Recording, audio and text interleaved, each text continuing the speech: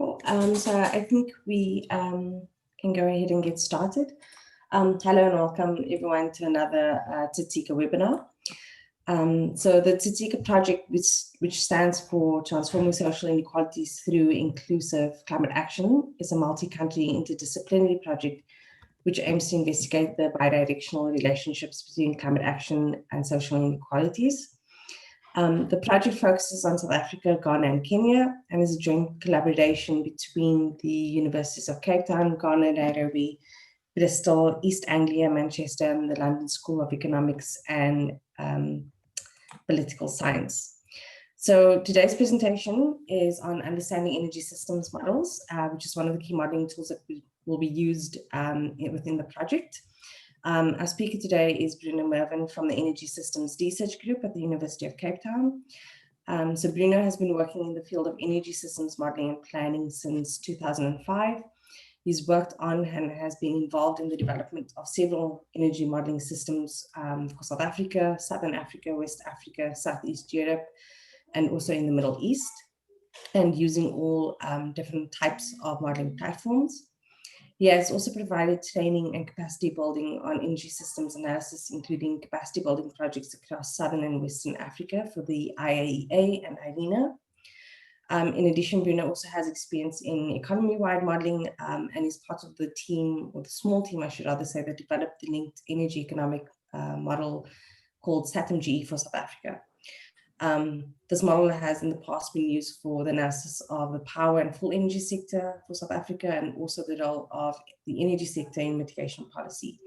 And more recently, it's been used to explore the mitigation potential of South Africa, along with the associated economy-wide implications. So the model that Bruno is going to be presenting today will form part of the tools that will be used to unpack the distributional impacts of climate actions in South Africa, with similar models being developed for the power sector in Ghana and in Kenya. So Bruno, if you're ready, I'll hand over to you. Thanks for the introduction. I'll just share my screen.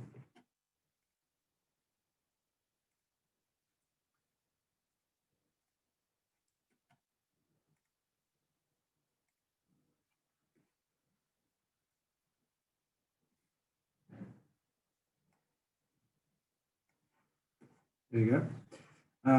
Thanks, Eka, for the introduction.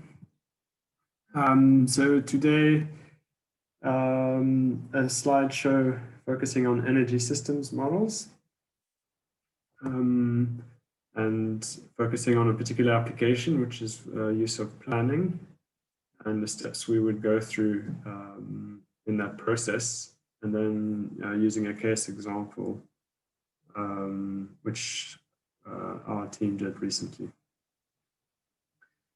So Faika in introduction said I would be describing in detail one of the models we'll be using in the project. I'm not quite doing that, in that I'm not going to be going into the equations of that particular model that we're using or describing its aspects in a lot of features in a lot of detail, but rather kind of giving an overview of the different types of models that are out there and that are used, and giving some detail here and there, but not going in very much depth on SATIM at this point. So an energy model, what is it? So in a few sentences, could be described as an abstract representation of the energy system, a mathematical formulation that integrates information about the energy, which describes aspects of interest. It could be a simple diagram, a table, or a set of equations or lines of code. Typically, it's made up of these components. So we have here the energy system in reality that we want to characterize or describe to answer particular questions around that system. So we would typically have a model structure described pictorially, and then some equations describing the relationships between the different variables and parameters that are in the model. data to populate the parameter values, and then out of that would come the results of interest. That's in summary what the main components are. How do they help? So they help plan ahead to evaluate different courses of action, prioritize options. They help to unpack a complexity or better understand the energy system that's of interest, organize information in a systematic way about that system, distinguish between large, elephant, and small effects that it might not be clear in a complex system. It can provide a basis for debate to dispel myths about the system of interest, and then also anticipate how the system would respond to things that are outside of our control, as well as things that are within our control. So to explore the decision space and the uncertainty space affecting the energy system of interest, and yeah, can help us make robust decisions around that energy system. So some main uses of energy systems. The main one that some of you would be familiar with would be the planning for the balance of energy demand and supply of electricity in the IRP process, shown here in a diagram. So we have existing capacities that will be retiring over our planning horizon. We have a demand that will be either decreasing or increasing or stay constant. And then we have to plan how we're going to replace this existing stock that's going to be retiring over the horizon, or augment it if we're anticipating an increasing demand. So that's one kind of popular use of energy models as used in the IRP. Other uses to account for the energy use in the system, to optimize on efficiency, and trying to find kind of the places where we could improve on our energy bill, whether it's our household or our factory or our city. Other uses that are becoming more important is to account for the emissions in our system, so we can report on our GHG emissions or air quality, which are often strongly linked to how our system consumes and uses energy. At a kind of national, city, or provincial level, to evaluate different energy or environmental policy decisions, and then at a small scale, or at the grid level, or at the household level or factory level, to evaluate decisions around new equipment purchases, decisions around infrastructure, or fuel purchase decisions.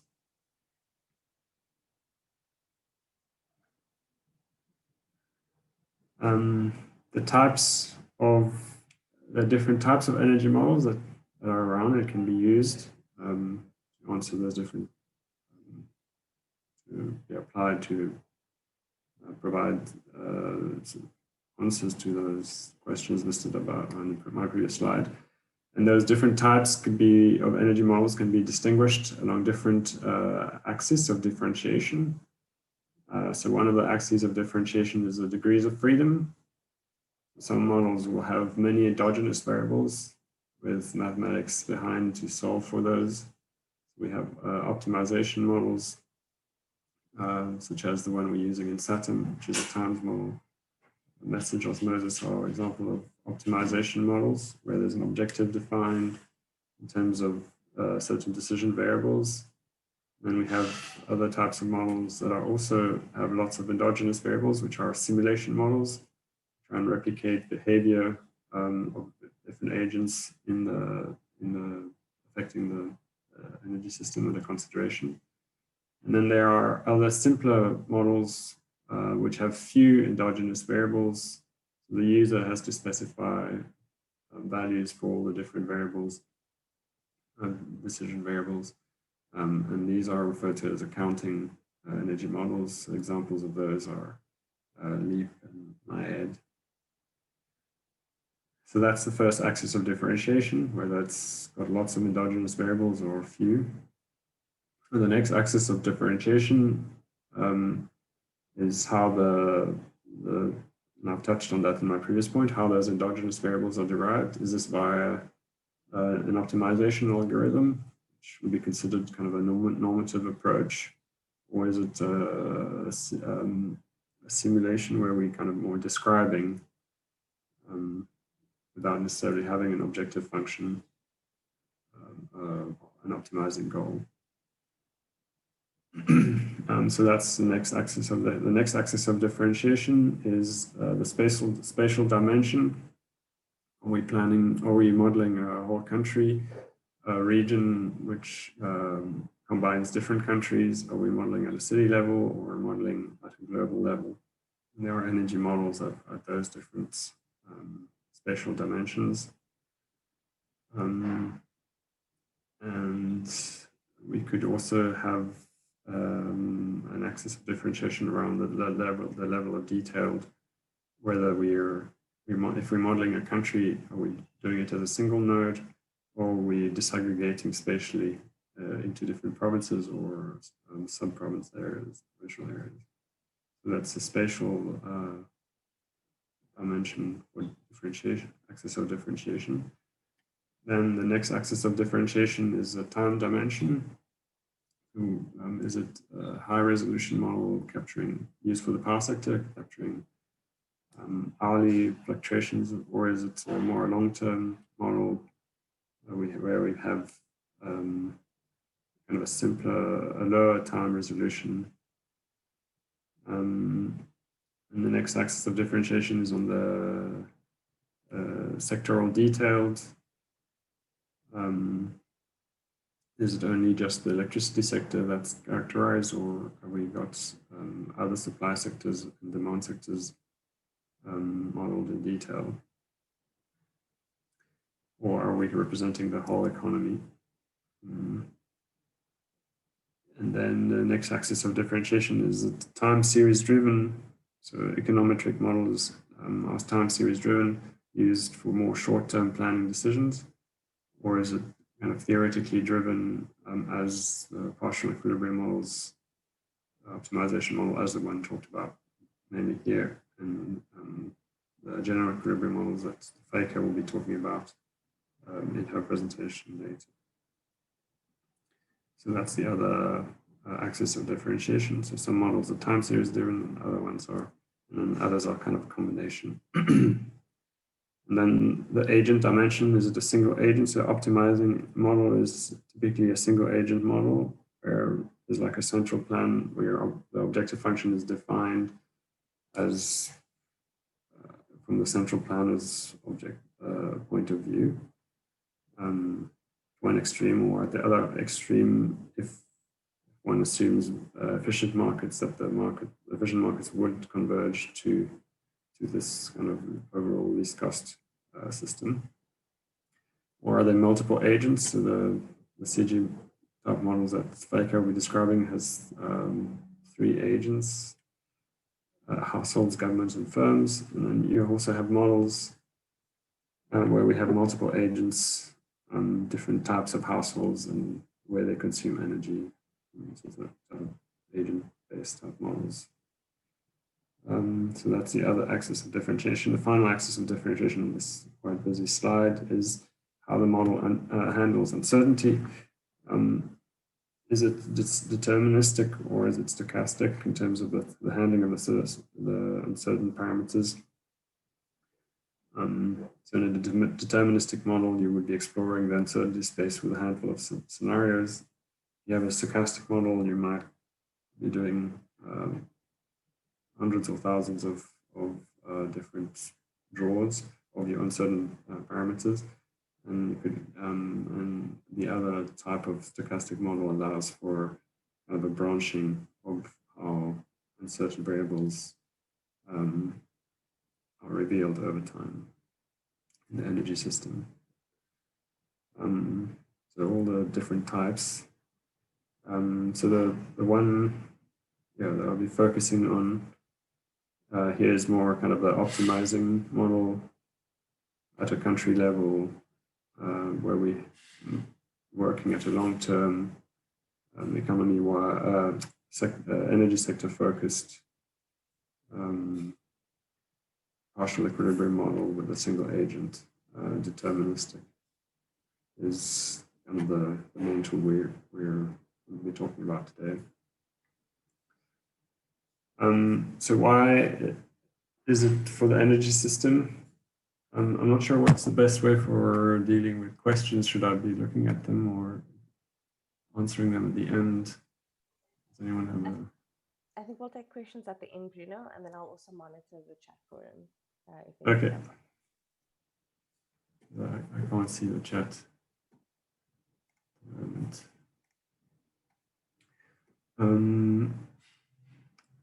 So why is it important to look ahead? Why is it important to do planning? So our society and economy relies on energy. Shortages are expensive, as we're experienced here in terms of electricity, and also a few years ago in liquid fuel supply. But oversupply can also be problematic. The energy infrastructure typically has high upfront costs, long lead times, and will have lasting so it has long lifetimes, so it could have lasting environmental impacts. Planning is typically used by decision makers on investment decisions, but also used by policymakers.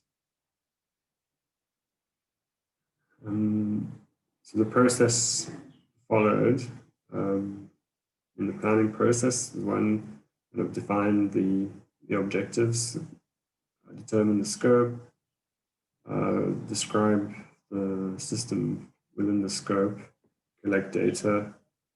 This is a pictorial, so a diagram, a pictorial representation of the system.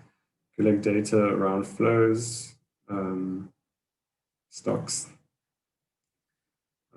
technology and resource, flows and stocks.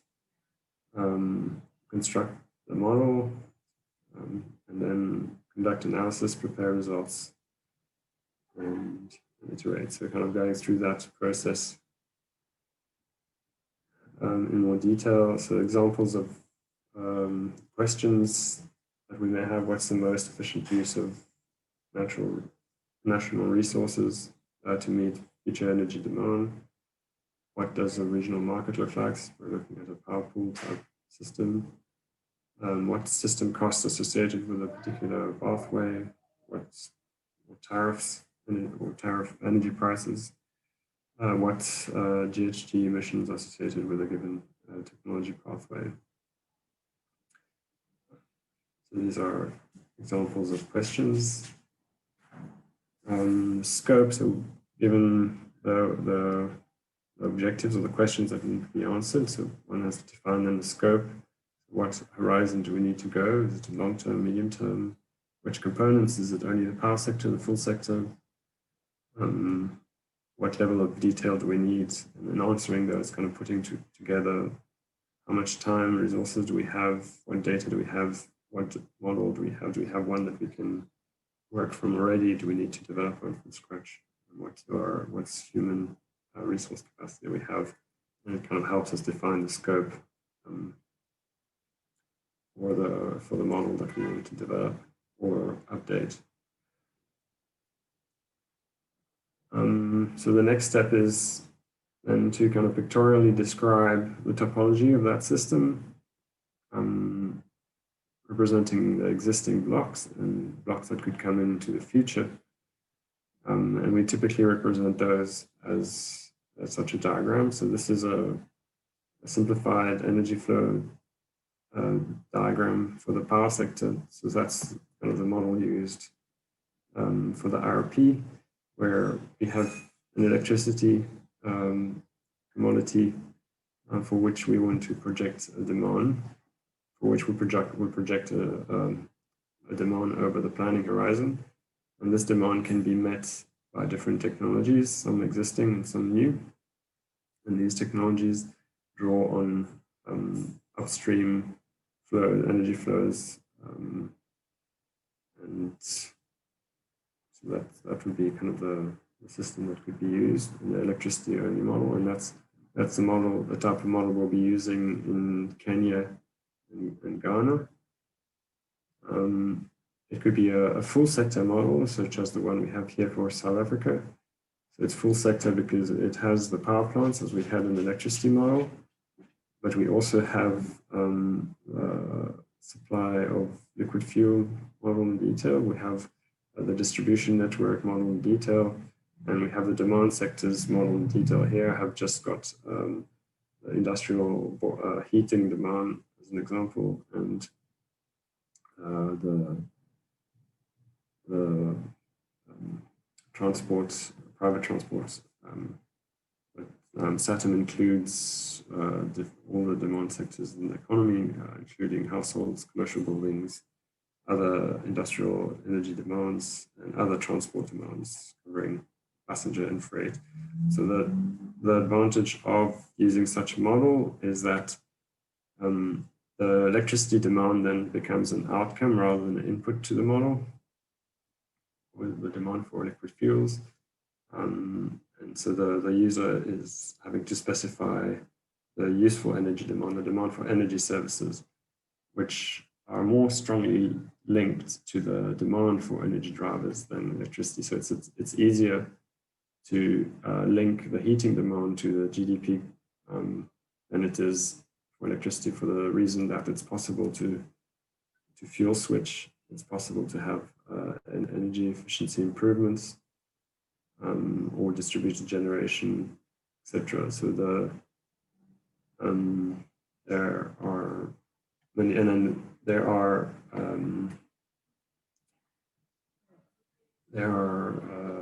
sometimes compromise trade-offs to be made between investing in the demand side versus on the supply side, and having a system that looks at both in one place is able to do that.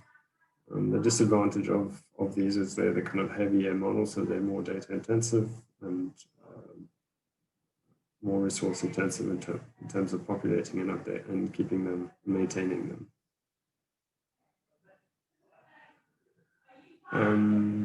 So these are kind of looking at a national energy related questions at the national or city level. One could also look, this is a reference energy system diagram for the sugar industry that we worked on last year, to look at particular investments around upgrade of CHP plant or expansion to the production of ethanol. So kind of the approach applied that I'm describing here was applied in the same way, but we weren't modeling the whole national energy system, but only looking at the energy system of the sugar sector. So that's step 3. Step 4, which I've got 3 subgroups, is the energy flows. To describe the current and historical energy flows through the system, typically described by the energy balance of the system. So if we're doing a full sector model, if we're just doing a power sector model, then it will be kind of looking at the current electricity demand or the historical electricity demand, and then the historical fuel uses to supply that electricity. So these are kind of the flows. And so we have to look at current and historical, and then we have to also project those flows into the future, projecting demand. So if we're working with an electricity only model, our demand is the demand for electricity. If we're working with a full sector, then our demand will be in terms of the useful energy demand, which will be the demand for heat or transportation.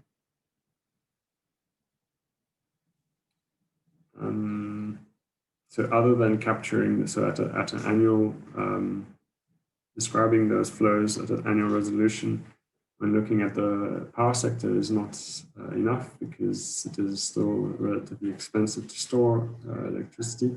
So an electricity demand and supply needs to be balanced at a seasonal and diurnal level. So it is also important to look at energy flows at that higher time resolution. So here it's a pictorial representation. So it's the same system that we had here, except here there was no information. So here it was just a description of how the different commodities and technologies were interlinked. And in a Sankey diagram, we have the thickness of the bands capturing the magnitude of the flows. So this is describing the energy system of South Africa in 2015, where we can see the domination of coal, a lot of which going to exports, a lot of which being used to produce electricity, and a lot of which being used to produce liquid fuels going to the transport sector, and the balance going to the industry sector. And then the other big component is crude oil imports converted to liquid fuels by our refineries.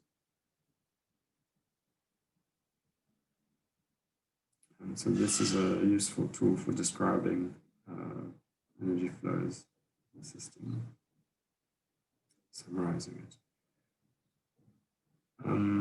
So this is current, and so the other flows that I mentioned was the demand projection. So if you're working in an electricity model, you have to project the electricity demand, which we have here an example of. If you're working at a full sector model, then you'll be projecting things like population and GDP.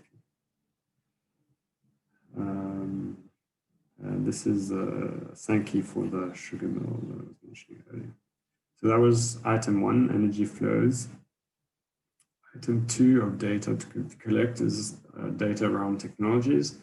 Technologies are those boxes that convert from one energy form. So the coal power plants convert from coal to electricity. So first we collect data around the commodities. So the energy balance would give us kind of the quantities of flows at those different levels. And we wouldn't be able to see the demand for useful directly, so we would have to infer that. They call kilometer demand. It's not something we have in our energy balance, so we have to derive it from our existing stock of vehicles and how much we estimate the efficiency of conversion is, and how much those vehicles, how many kilometers they do each year, to try and project that base year vehicle demand from which we can project into the future. So sorry, I went back to flows when I was on technology. So we're collecting in the first step data around flows, current and historical and future, and then in step B we collect data around the technologies. So the first one is the efficiency of conversion. So like for 1 unit of coal that I put in, how many units of electricity do I get out? It's the first and important parameter. And then we have parameters associated, so cost parameters is the next set of parameters, and availability. So 1 unit of capacity of my coal plant, how many units of flow do I get from that? If you excuse me 1 second, I'm going to close the door.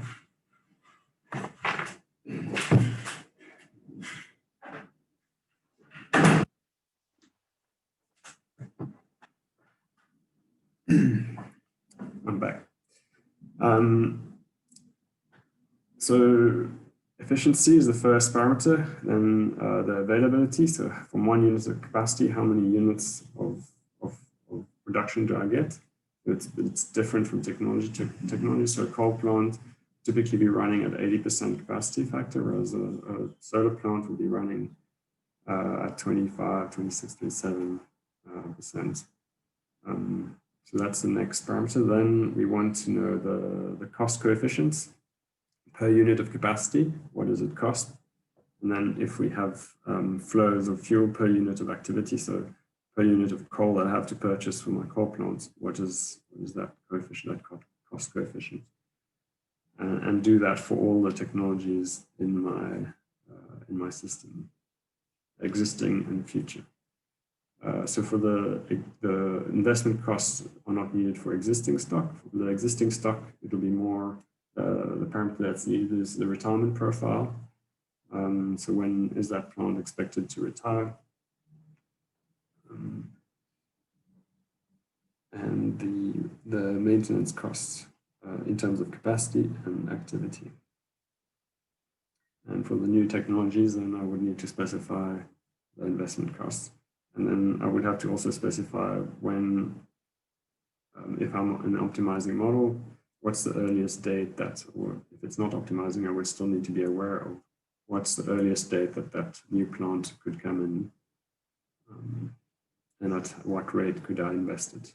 If I'm building new solar plants, how many gigawatts can I put down per year? So that's all the data around technologies. And the final data point, that's B, or C is on the resource. So the resource would be how much coal do I have in the ground? So kind of a supply curve of the coal, how much can I extract at what cost? If I have oil and gas deposits also, specify that, or import. These are kind of my fossil resources that I have.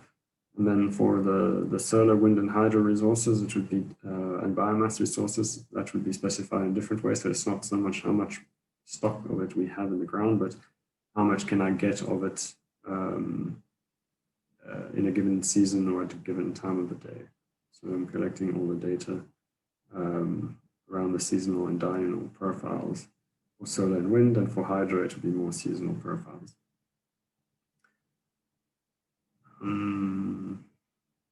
The one aspect that I didn't specify in technology was if I have storage options, what storage volumes do I have with those storage options, which would apply for hydro plants, which we don't have many of here, but they would in Ghana and Kenya. So when collecting all the data, A, B, and C, a useful motto is be a little bit paranoid. Quantify uncertainty, document sources. A lot of that data is not lying around or easily accessible, so assumptions have to be made. There's a time investment required, and sometimes you don't have the time, so you just have to make a call, and you could refine that data point and reduce uncertainty in the future, as long as you've kind of documented that particular point is an assumption, and it needs to be revisited if there is more time to collect more data around that particular parameter. So you have now collected all the data, and this, I'm kind of describing it as a linear process, but you're doing some of those steps in parallel. So having specified the question, the scope, collected some data, you're able to choose the model platform, but you'll be doing that at the same time as you're collecting data. And when you're building the model, if you're using a new type of model or developing one from scratch, it is quite critical to get the crux, the core of it, the most technically difficult part of the model to work first, and make sure you've understood how that works and got a full handle, or a good handle on it before you start spending hours populating it with data. Because if you don't know how the crux of it works, or know that the crux of it works, then you will be wasting a lot of time putting the wrong data in the wrong places. And then as you're populating your model, apply Occam's razor, so as simple as possible, but no simpler. So this applies to the sectoral detail, temporal detail, spatial detail. It's if you're building a model from scratch, build it incrementally, so you don't build the whole thing and then hope for the best at the end. You have to kind of add one aspect and then test it, and then add the next one, test it.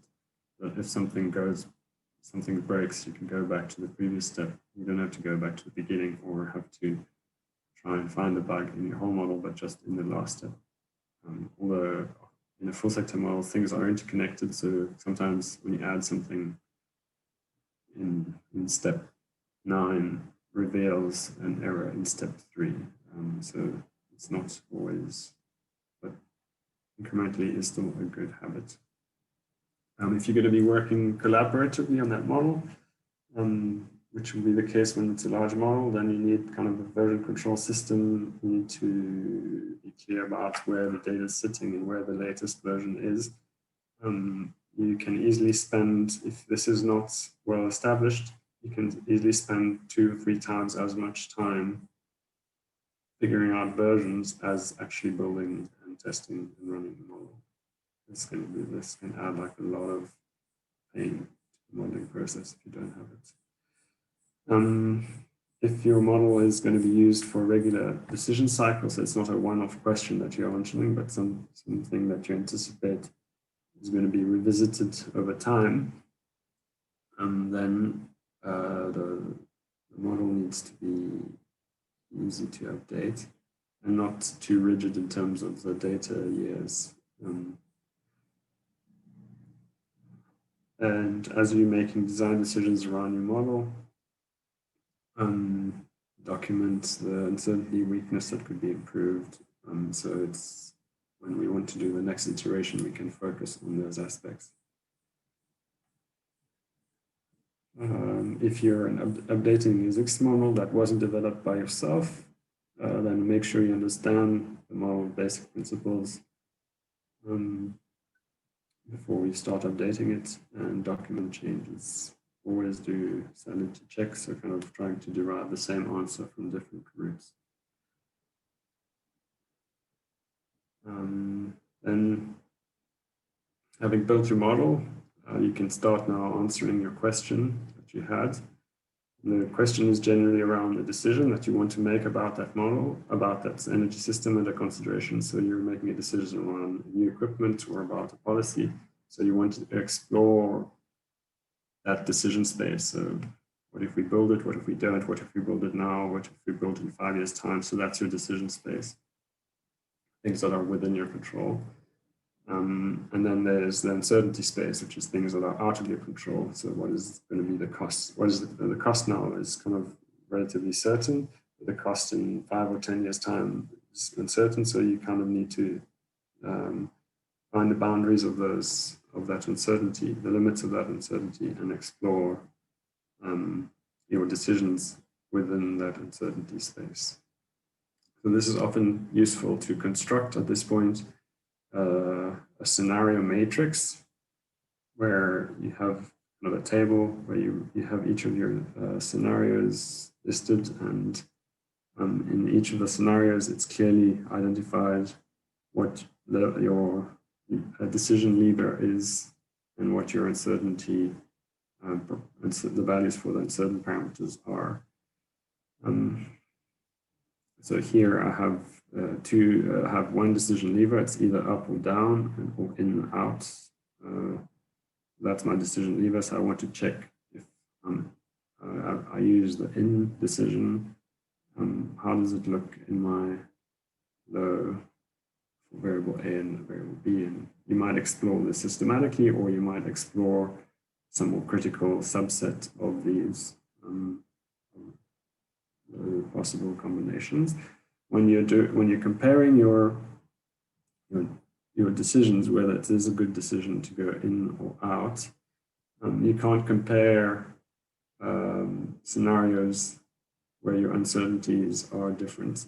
So when you're comparing a decision to go in versus going out, you have to compare. You can only compare 1 and 3 before deciding whether in or out is a good idea. So that because they have the same specification for the uncertain variables. And so scenario 2 is where both of those are high, so you can only compare scenario 2 and 4, and scenario 5 and 6 where you define your uncertain variables in these positions. Then, having done your analysis, you need to then kind of put it in human readable form, and that it's clear to the decision maker what the implications are with regards to the decisions at hand and how robust they are to all the risks that are identified with the decisions. And obviously that communication is greatly simplified by using charts and tables. And the decision maker, if he or she wasn't involved in the development of the model, will want to scrutinize this model in order to trust it. So you need to be able to provide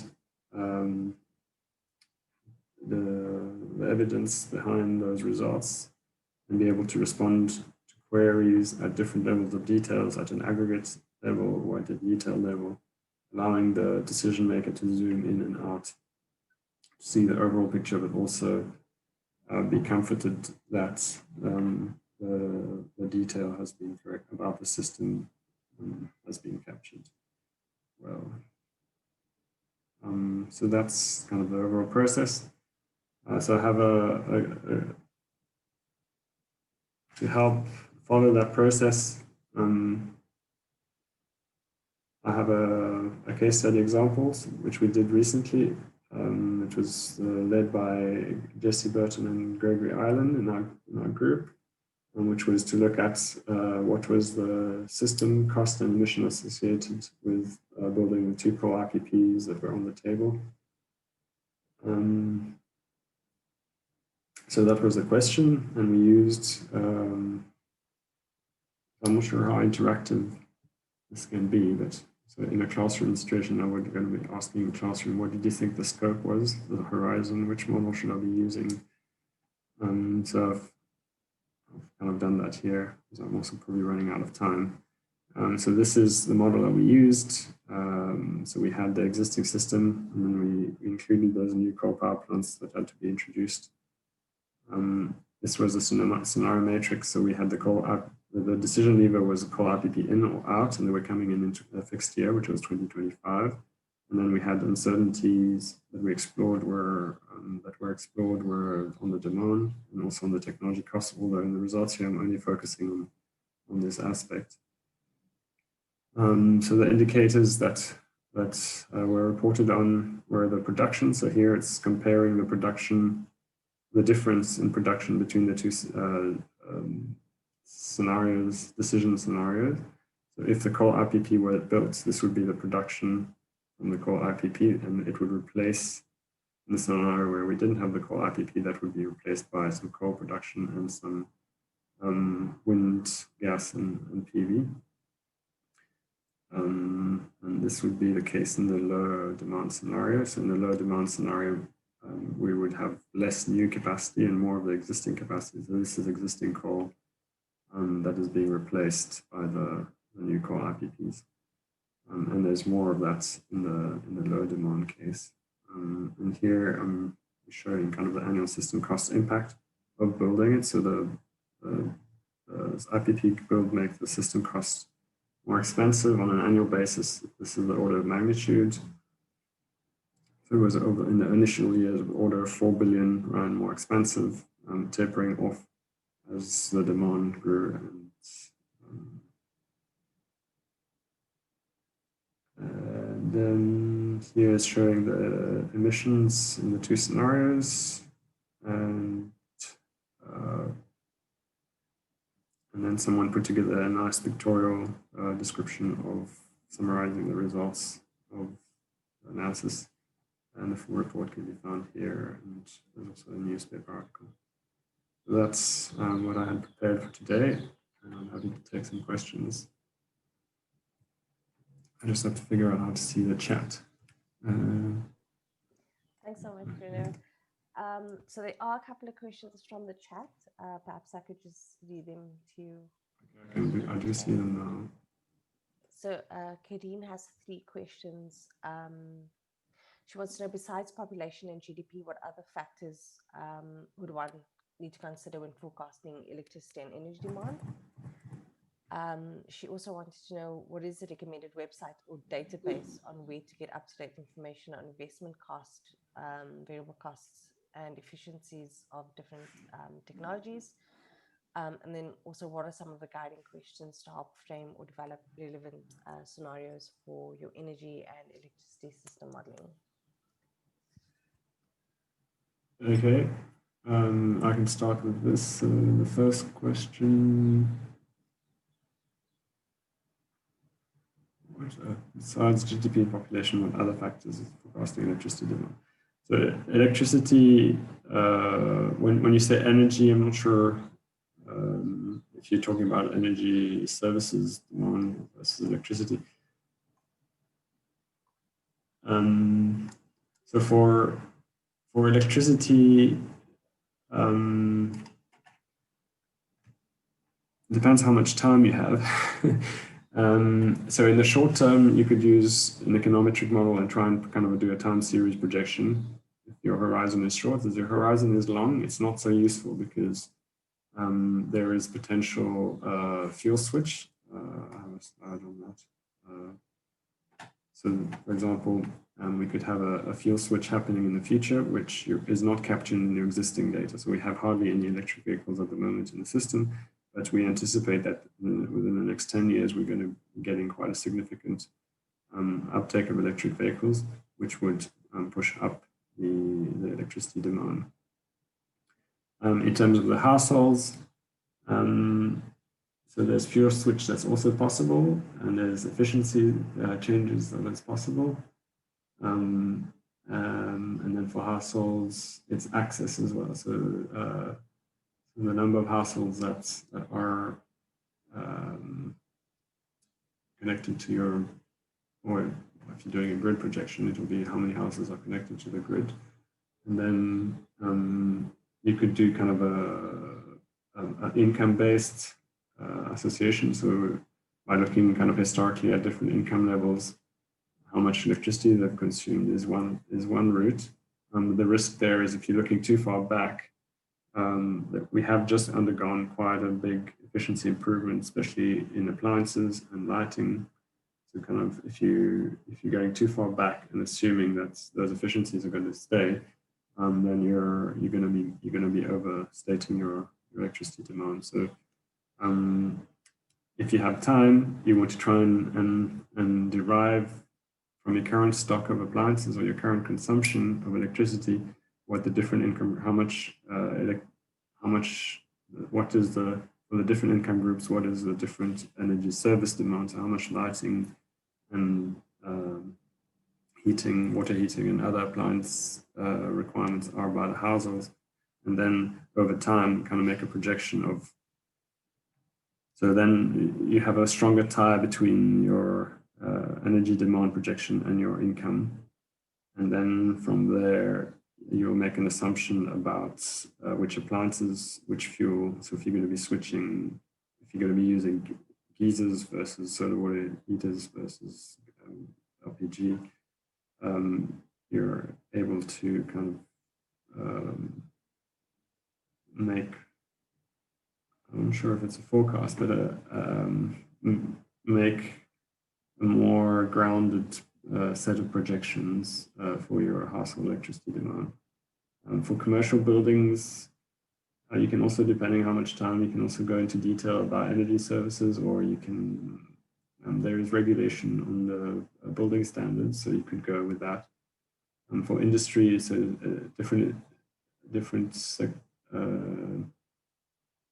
sectors of industry use electricity for different things, so you have to try and describe how they use electricity.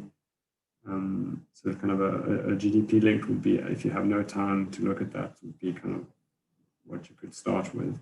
But if you're a country that's about to start a big mining sector, then your current GDP intensity is not that useful. You have to kind of look at other countries that have this mining activity and try and anticipate what your mining activity is, how it's going to grow in your economy, and then anticipate the electricity requirements of that sector as it grows into your economy. So this is quite a detailed answer, which hopefully touches on 1 and 3. For a website or database to get up-to-date information on investment costs.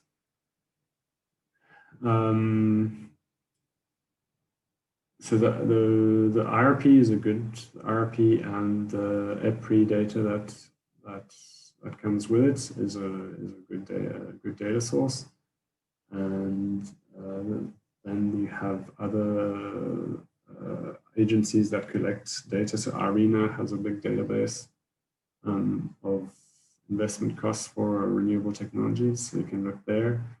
The IEA and the EIA also publish data, and then there's Lazard, also publish regularly, and NREL as well. So NREL and ARENA for renewable technologies. And then for South Africa, you have to kind of try and collect information. It's like a moving target of what it costs to put a solar panel on your house or on your commercial building. So you have to kind of get quotes from the installers. But in terms, so that's what we do. We kind of we look at today's costs, and then the projections we use, we kind of index on those projections made by ARENA or NREL or the IEA, and index those costs to that.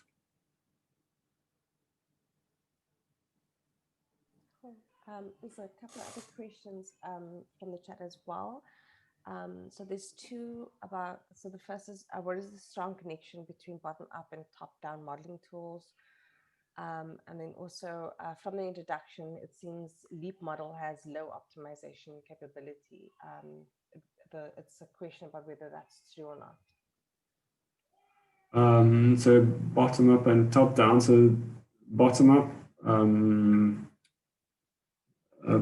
model is this is one where you're describing, so you're providing a lot of sectoral detail, I would say, and you're trying to reconstruct the demand for electricity and liquid fuels using this kind of theoretical foundation, so a kind of intensity activity basis.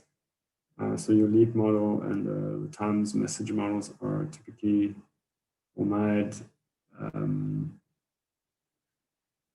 classified as bottom-up models. And then top-down, there's two groups of models that are classified top-down. So there's one would be, so bottom-up models will be the partial equilibrium models, only focusing on the energy sector. And then one definition of top-down would be one where you're looking at the whole economic sector. So that's one classification of top-down. The other possible classification of top-down is you could also have just a sector-focused top-down model, which is time series based. So these are the two specifications of top-down that are out there at the moment, and they kind of confuse and they're mixed up. So you have to kind of, when someone says top-down, you have to try and ask further questions to determine whether they're talking about top-down in the sense that it's a representation of a full economy, or they're talking top-down in terms of it's an econometric model where historical data points are econometrically projected into the future without trying to derive from first principles how that projection is determined. So these top-down models, time series-based models, are useful for the short-term forecast.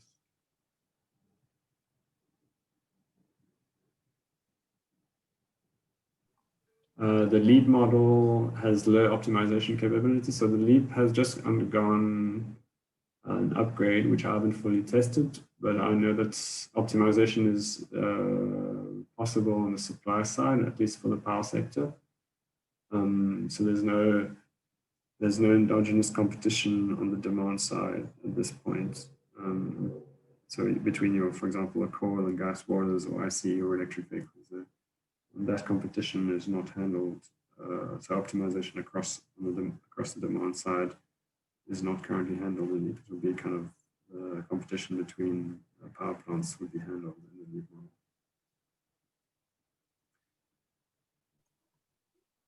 Can I open up the floor for whether there are any other questions from anyone else in the audience? You can just raise your hand.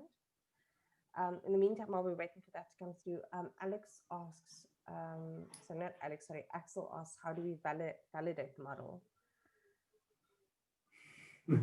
So if you're doing a scenario-based model when you're looking at kind of medium to long term, the only thing you can validate is your characterization of your base year. And then going from there, the only way you would validate your model is kind of to wait until you get to that future date and look back. But the approach here for those medium to long term model is not quite the same as where you're trying to simulate, you're building a model to simulate a particular system that you can observe. And then you would validate your model by seeing whether your model replicates that system as it currently is behaving. But in those kind of energy models where things are changing quite radically over time, having one that replicates today doesn't necessarily mean that it's going to be a good model for giving you a good forecast in the future. There's medium to long-term models. When I'm working with them, I don't call them forecasting models anymore. I call them scenario-based models. So they allow you to construct internally consistent descriptions of different futures that you can end up with, and which you have to then use to try and support your decisions with. You could probability weight those. It's quite hard. We've tried and we've done it before. To kind of come back to a forecasting model, like taking into account this uncertainty. But it's, yeah,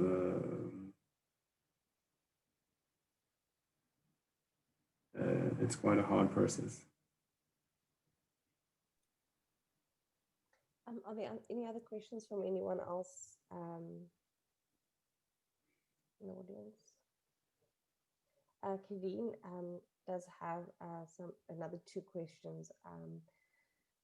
She wants to know which model tool you plan to use for your work in Kenya, and what would be a recommended energy system modeling tool that also quantifies the emission reduction potential.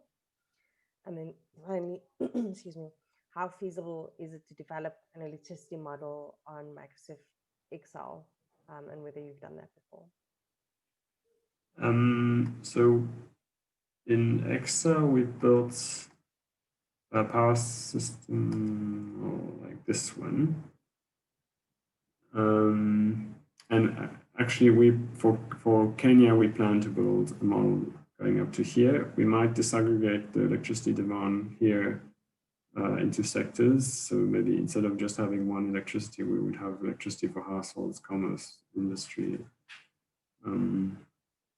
But we weren't planning at this point, because of resources and time available, go into kind of this type of model. We might decompose one or two particular sectors a little bit more than here, but not at the first pass. This is what we want to start with. So we have built such a model at annual resolution in Excel.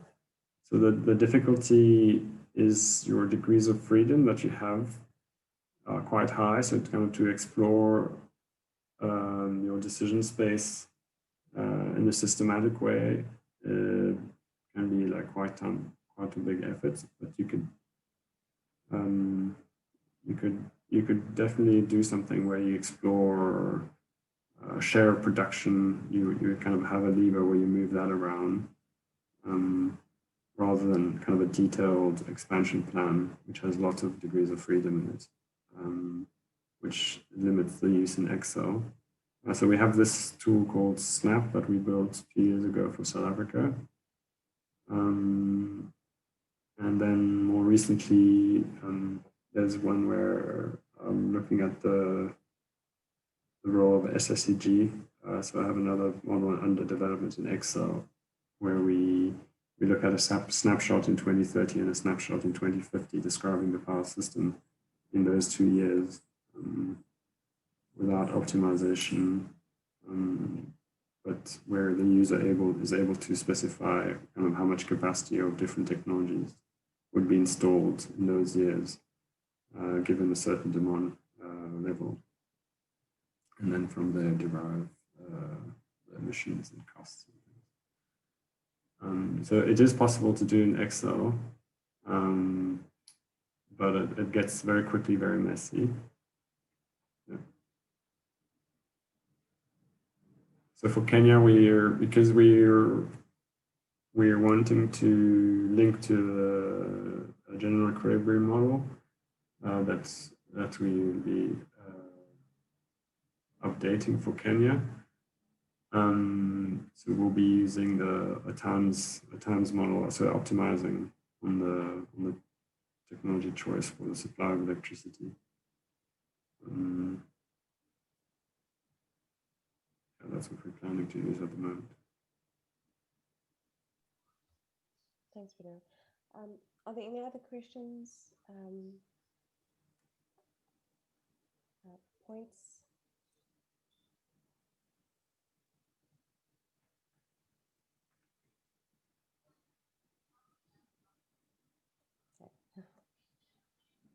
So I think there's one interesting point that sort of comes from what Kevin was saying, or the question Kevin was asking, was in terms of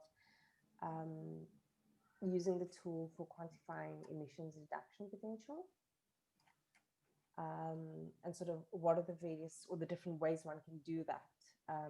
So emissions, this is GHG emissions from the power sector. So this model will do that. So if you're replacing coal plants or gas plants with RE plants or hydro plants or imports, then you will be quantifying the emission reductions associated with these.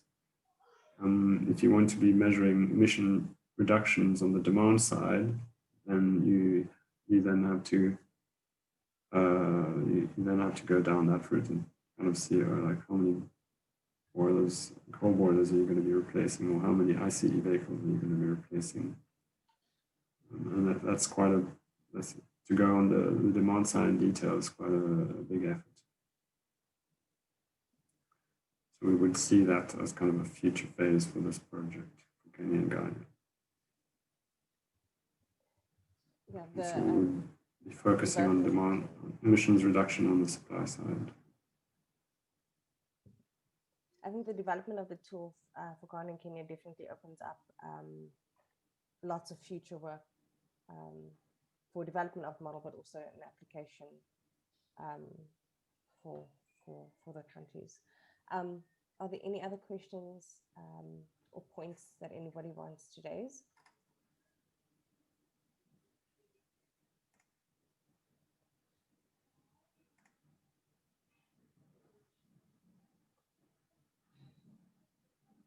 Okay. Well, if there's anything further, so Kathleen has raised another question in the chat. Do you plan on carrying out other training on the use of any of the modeling tools discussed?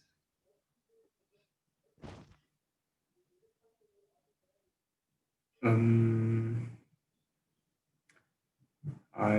not aware of. I know you're giving one presentation on the CG models. Yeah. I'm not sure if we're going to have another one on this particular platform.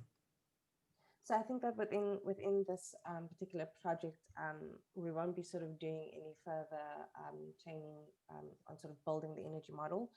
I suppose the question could be expanded a bit further in terms of whether there are any other training opportunities, perhaps through the Energy Systems Research Group or other training facilities that are available if one wanted to sort of further delve into building energy model tools and using them. Yeah, so our group used to run a course where we would kind of teach the principles of the similar, kind of expanding a little bit on the presentation I gave today. And then, so that's the one aspect, is kind of learning about the energy system and how how one would go about describing it using models.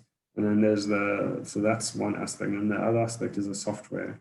So you could build this kind of model in a Leap using the Leap software. So for Leap, you would then follow the Leap software course, which is online, and you can kind of download it and run it yourself.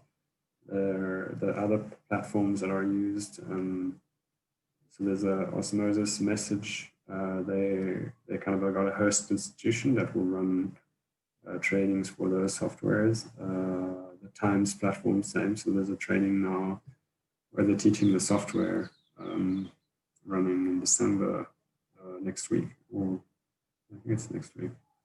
And they do it kind of twice a year. So that each software platform that is used has its own kind of training program.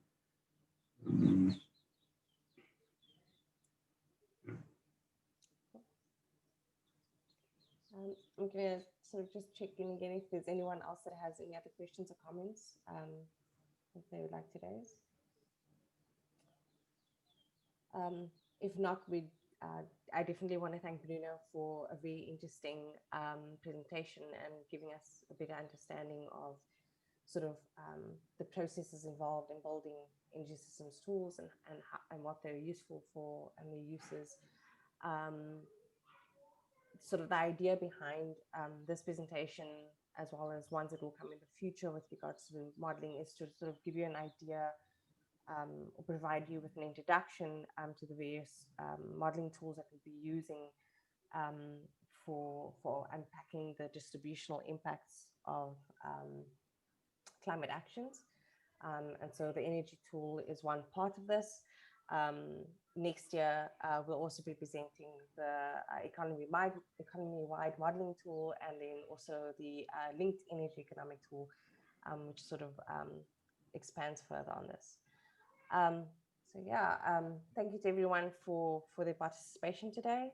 And if there aren't any further questions or comments, yeah, I'd just like to say have a great day further, and then also an enjoyable year-end break. Thanks. Thanks, Alika, and thanks for the opportunity to present.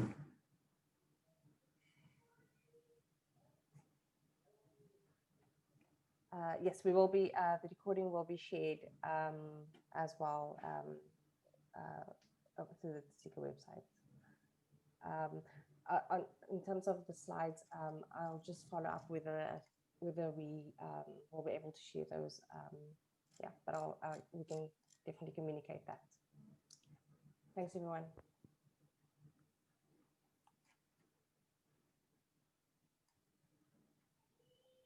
Bye. Hi, everyone. Thanks so much.